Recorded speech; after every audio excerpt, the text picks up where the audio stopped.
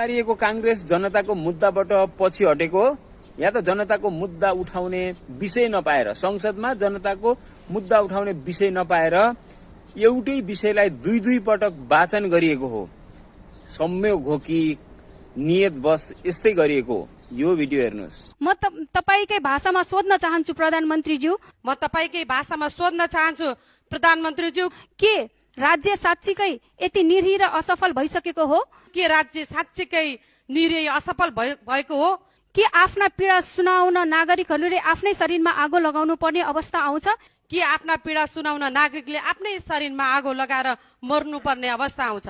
यदि होइन भने यस्ता हृदयघात घटनाहरू किन पटक पटक दोहोरिरहेका छन्?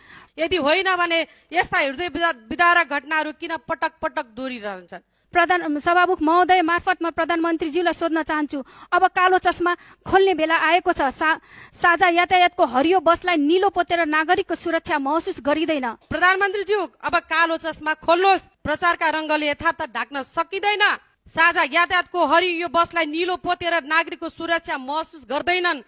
सुरक्षा तब महसुस हुन्छ जब राज्यले न्याय दिन्छ, रोजगारी सृजना गर्छ, सुशासन कायम गर्छ र नागरिकमा भविष्यप्रतिको भरोसा जगाउँछ।